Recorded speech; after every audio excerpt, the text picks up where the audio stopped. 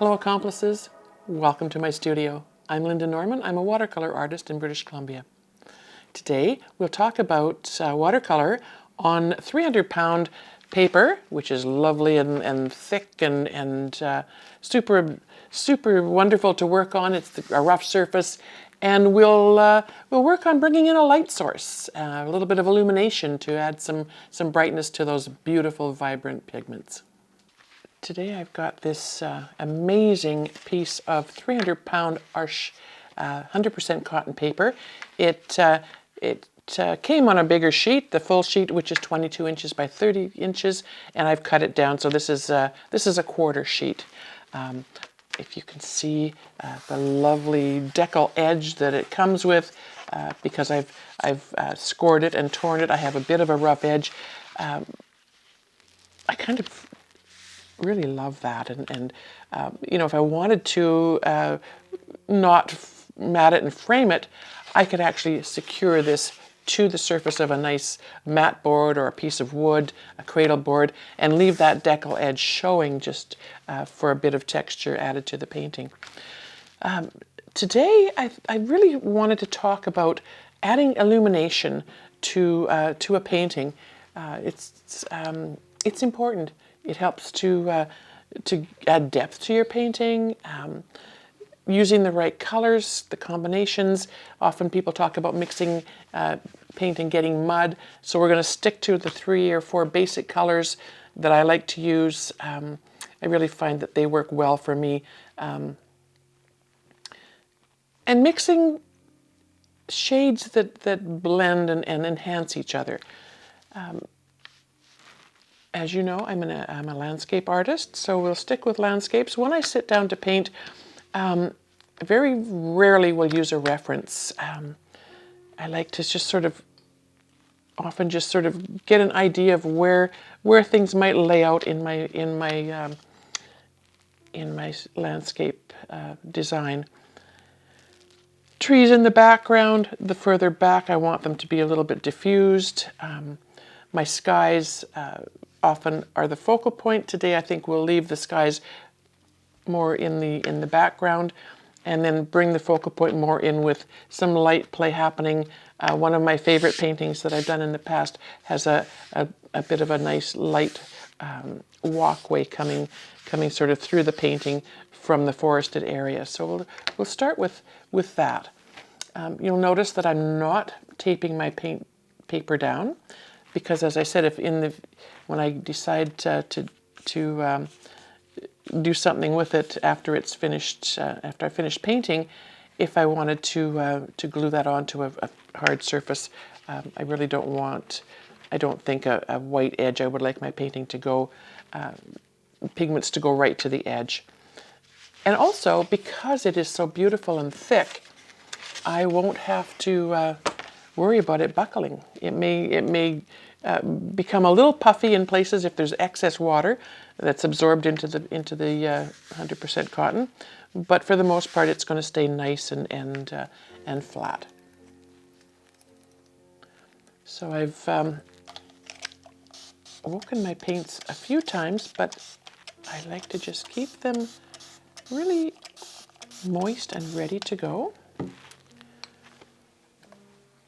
I'm using my Hake brush to add just plain water to my paper. Some people like to add water to the back of their paper and lay it onto a hard surface, for example, like this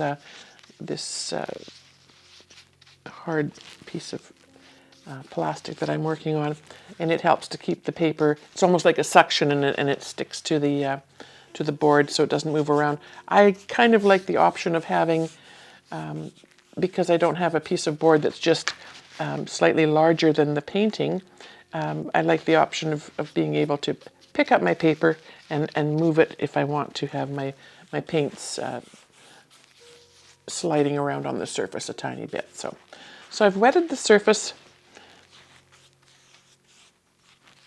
If you sit back, you can see where your paper is wet. I like to let it sit for just a moment, Let that settle in just a tiny bit. And then maybe just a bit more water on the top area. This is where I'm going to lay my layer for my sky, and I'm also going to, while it's still quite damp, I'm going to lay some background trees in, and we want those to be diffused and sort of misty and shadowy looking in the background.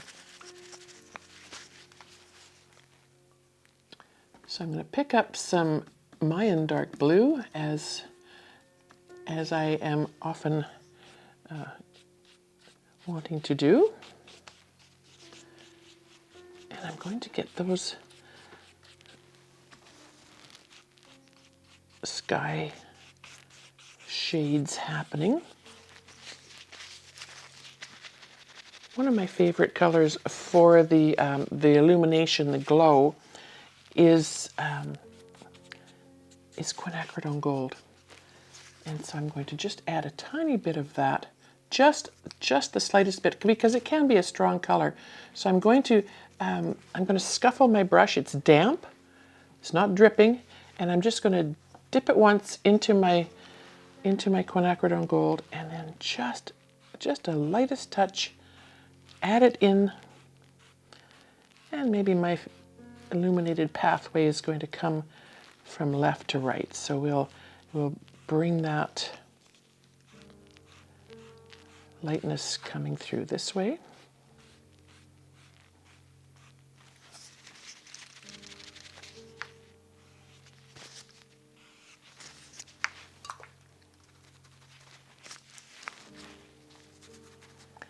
And with a thirsty brush, I'm just going to start to pull a little bit of this out.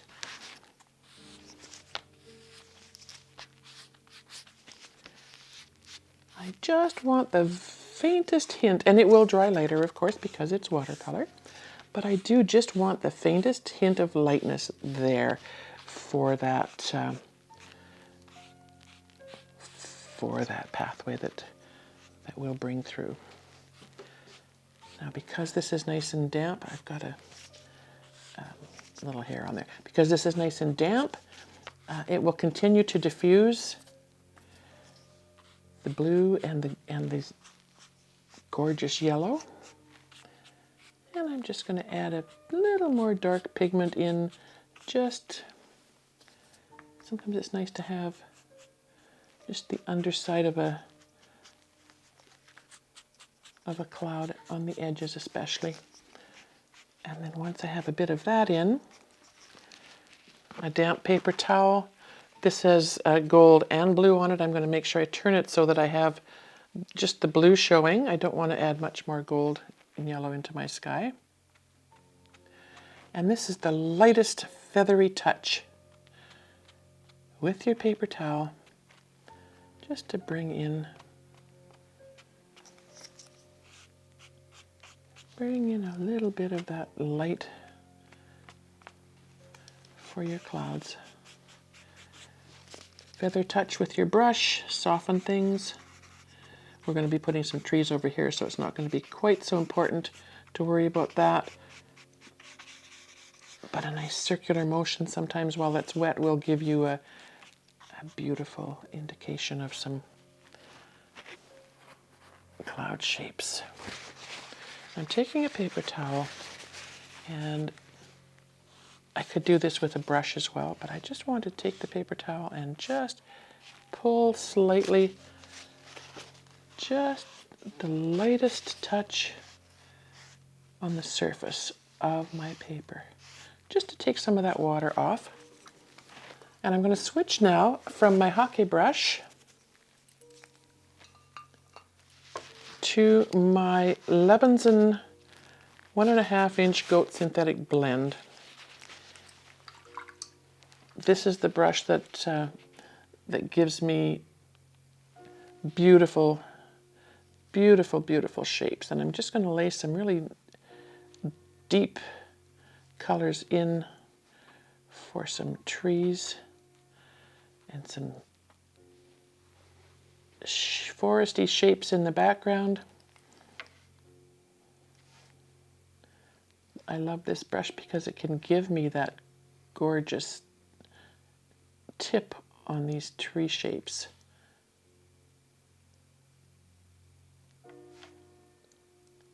And then I can use the side of it to pull the pigment out and make them a little fluffier and fatter on the bottom.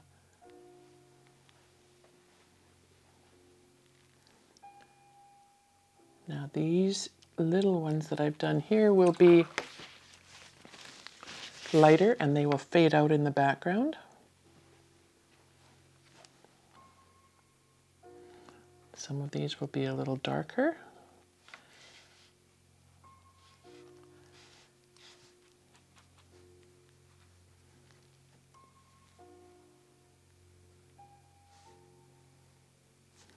And we'll just light hints of trees in the background. Very, very misty, quiet. It's kind of a serene feeling in the background of this forested area. And you don't need much. This deeper pigment that I put on the surface here, I can continue to work with that rather than going back into my palette and dipping my brush again. This paper is holding the water so beautifully.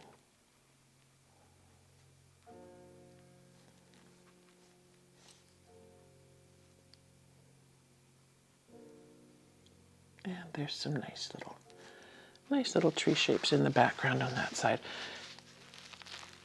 The blue has worked its way down through the moisture on the page and diffused into the foreground a little bit. I'm going to just go back to my Hake brush for just a moment. And I'm going to dip into my Undersea green, and I'm going to give that another spray as well. Just a dip in there and create some of the tree shapes that will emerge into the foreground.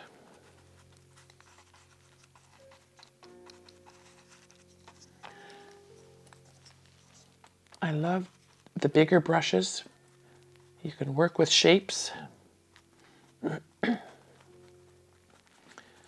Adjust your the edge of your pathway a little bit.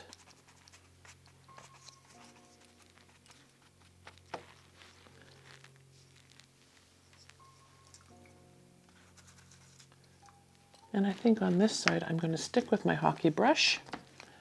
A little bit of the Mayan blue. Now the paper is starting to dry, so things will look a little different as they diffuse. And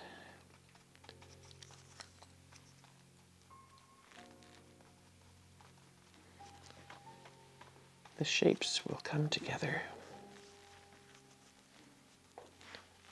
And because I've come out here, I think my path is going to have to work its way back this way a little bit. That's what I love about painting loose on watercolor paper, or any surface really with watercolor, is that you can pivot, you can maneuver, you can change things as you go. So we'll just encourage this to go this way, and I see here I've dropped some blue, so I'm going to take advantage of that and just make them into some more trees. I try not to have things dead center. And so by doing this piece, I have almost made that happen. So I'm going to go in a moment after I get a few of these tree shapes in again. You can see where the page is drying, my tree shapes are starting to be a little more defined and specific. So I'm going to bring these land shapes just out a little more that way. And now I will go back to my Goat and Synthetic Blend brush with a nice little tip on it. A fairly wet mix now, because I do want to continue that, that shadowy kind of effect. And I just want to make sure that some of these trees are a little more defined in the background.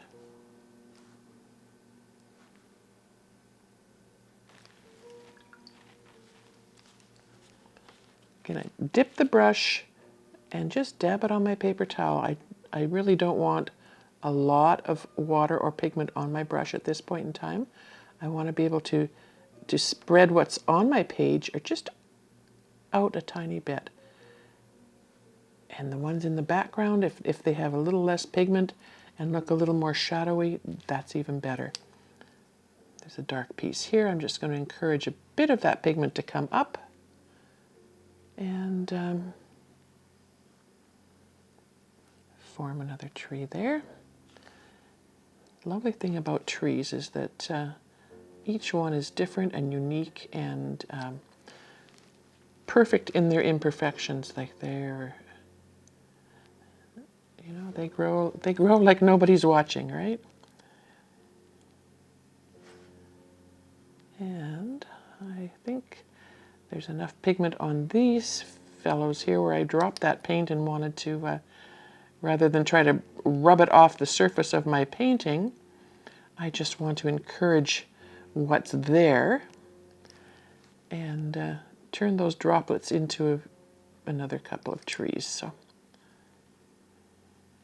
you can see where the light and the dark is already coming into play with the amount of pigment in certain areas, and you're getting some really cool shading and shadows.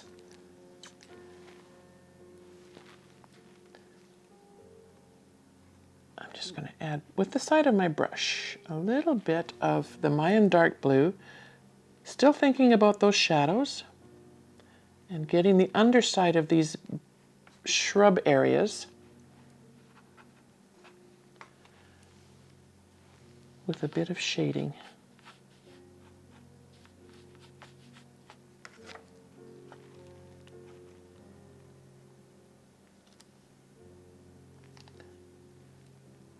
These trees are, you can see now, they're diffusing in the background. They're really quite lovely. I can go in in the front and add a bit more color and texture.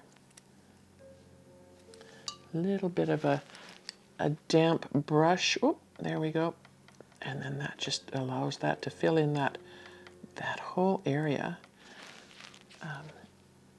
And I love that the paint and the water really almost have a mind of their own when you allow them to flow the way they want to on your page, and then you can just allow them to do what they need to do, and sometimes just a little bit of encouragement here and there.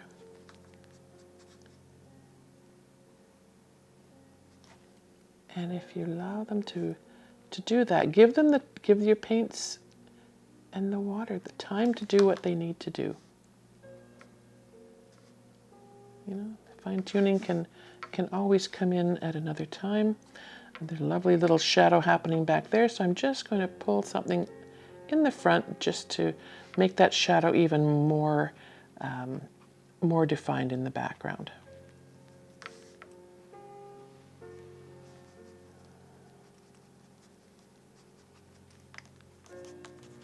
And then this dark piece here can be one of the focal points coming forward. And I will just bring that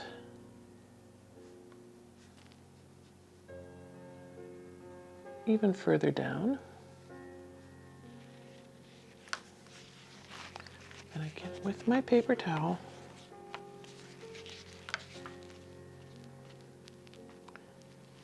bring in some shadows.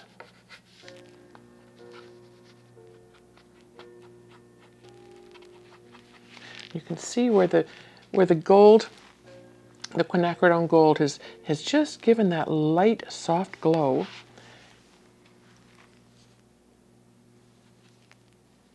And we'll give just a bit more of the pathway edge. You know, you want your shrubbery falling into the path sometimes and laying over. So I'm going to go back with my hockey brush and the Undersea green that we used on this side.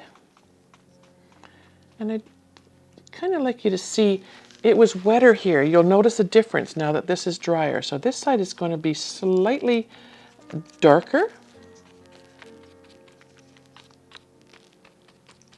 where the green tones are. And still the green, the Undersea green is wanting to push away. It's slightly granulating, so it pushes the other colors away. It pushes that that gorgeous blue away a little bit.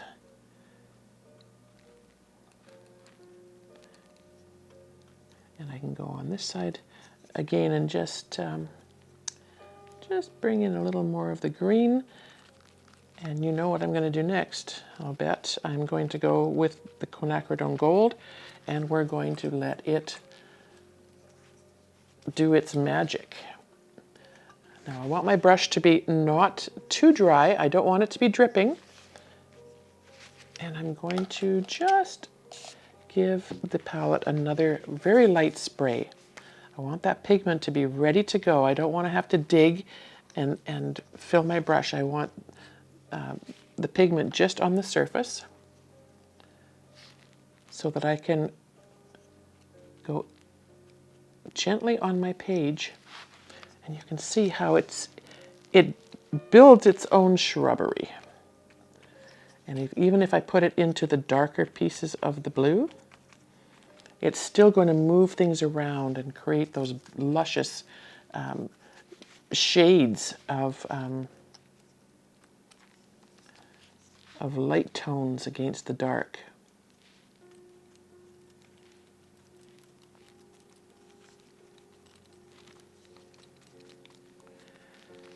And then as we get down here, we have lighter still. Now, because that light source is coming from the back, we do want to have a little bit of that, and I'm just going to dab a tiny bit in, and then I'll go back in later with the Lebenzon goat hair and synthetic brush. But you can see how these bushes are they're creating themselves. And we'll just, and with my brush, I'm not being really specific. I just want to get these color shapes in and then sit with them for a moment. You know, I don't really want them to be polka dotty, so I'm going to do a little bit of blending and encouraging.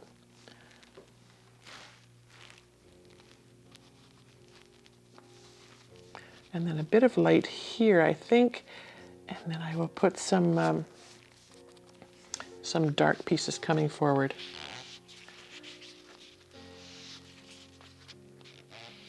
Because the paper is so strong and so gorgeous and still a bit wet, I can pull away a little bit of this and start to create some direction to that pathway. Now this is all fairly wet. Don't know if you can tell from the angles you're seeing it at, but this paper has not been affected adversely from all that water at all. It's just absolutely gorgeous. So many yellows are very staining. And you'll notice that some of them are just not going to budge the way you want them to. And it's hard to clean that from your brushes as well. But what I want to do now is I want to make sure that I've got enough of that coming through my pathway, and now I can bring in a little bit of that blue and green from this sort of edge here, and we'll allow for some shading and some shadows. And just by barely touching with the Hake brush, and it's a fairly dry brush. It's not completely dry, but it's pretty much there.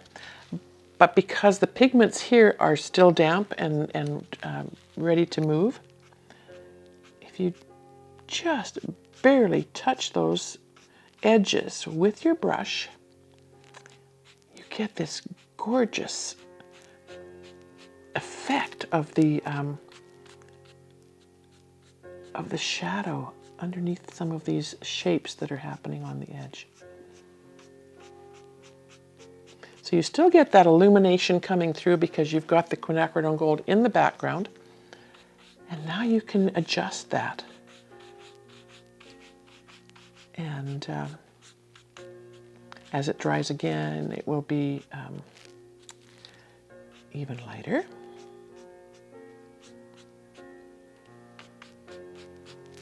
And so this is where now you get to play. You get to fine tune. You can bring things out, add more shrubs.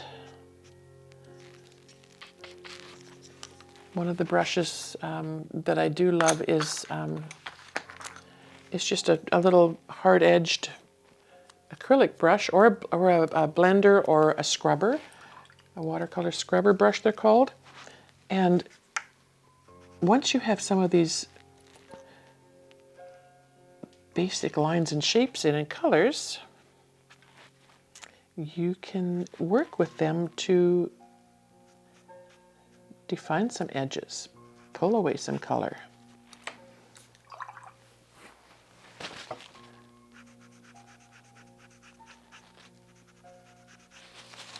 It's one of the things I love about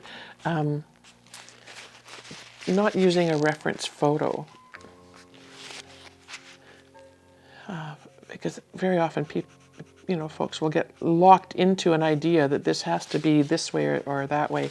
I'm just happy to leave it open to interpretation and go with the flow. If something happens and you can't get the color to change or move the way you want, then sometimes you just pivot and work toward making things work as they need to. Now, I can see where this is still a bit damp and this dark edge has come out. I want to see if I can actually make those into a bit of rocks, and that will work, absolutely.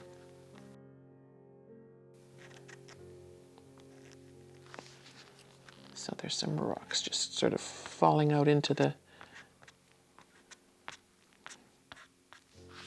pathway. And maybe we could do a few more of those back in here as well. It's so fun to play with these and make shapes. So we've got a bit of rocks. Maybe this is just is a rocky point that comes out. And we'll just leave that like that.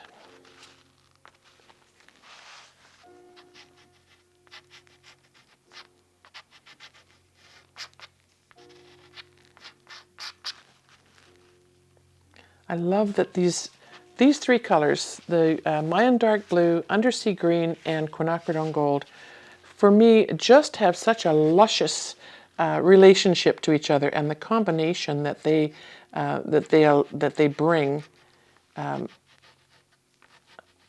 you know, to the piece and allow you to shape and create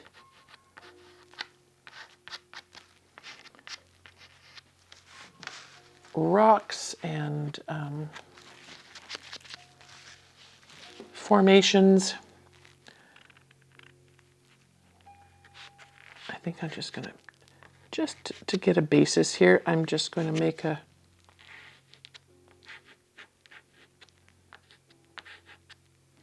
bit of rock shapes down in this edge. Now, we're working on paper. It's 100% cotton, so you can scratch your paper, you can damage your paper. So you want to be gentle, and you'll get a feel as you go along what these will, you know, what your paper will tolerate.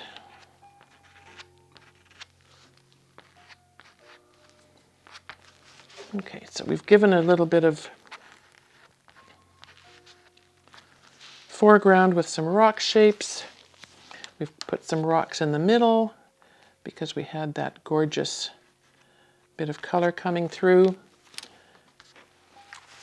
You can soften any edges.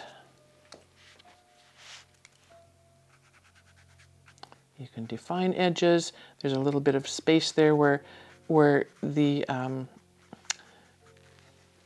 pigment for my second layer hasn't touched water, so there's some almost like a granulation happening right on the page.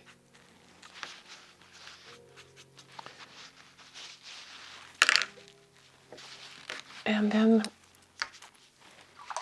with a damp brush, you can still go in,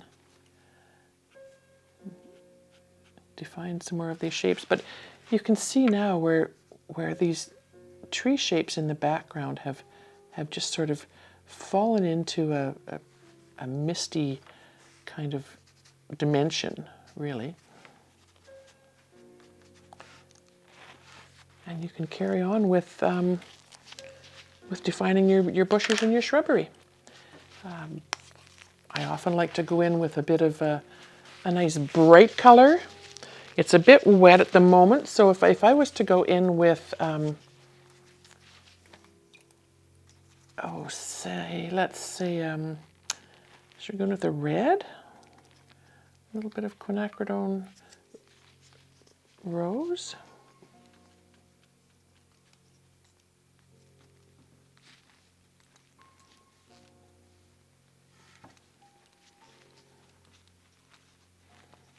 And just throw in some bushes, a little bit of color, contrasting with that gorgeous gold and green.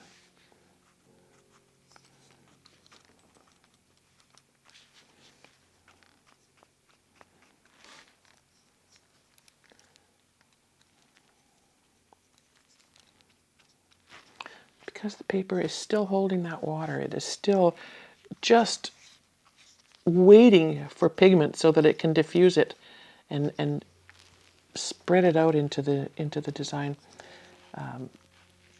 It's absolutely gorgeous. If you can see this area here with the golds and the green and the blue and the rose, absolutely stunning.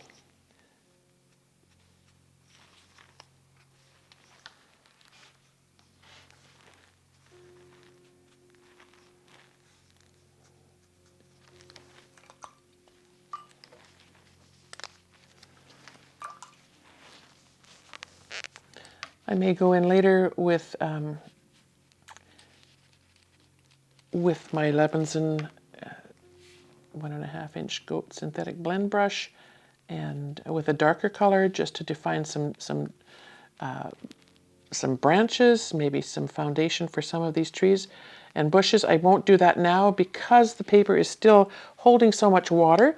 If I was to try to draw in a fine line for a tree trunk or some branches, it really would just diffuse and make a kind of a dark mess. So I'm not going to worry about that. I'm going to encourage just the rose to come up slightly here and there so that it doesn't look too splotchy.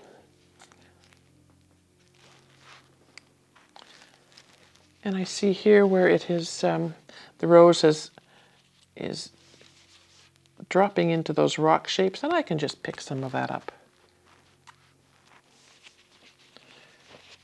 Damp paper towel. It's not sopping wet. It's just kind of damp to the touch. And now, just pick up just the littlest bit of pigment from the surface, and it will give you some more indication of light play.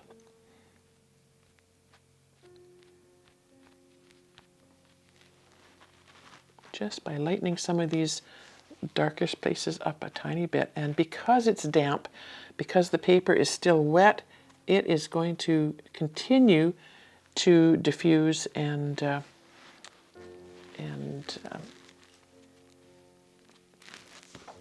move around on your page ever so slightly. So as I said, just maybe once it's dry, a few more finishing touches with a pen or my brush tip.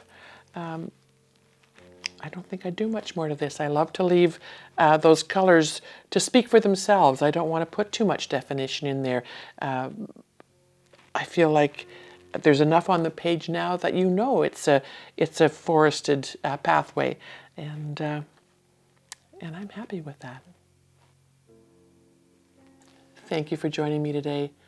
I hope you like what you've seen. To see more, subscribe to my channel or follow on my website, Bandrai Studio. That's BANDRAOI studio.com.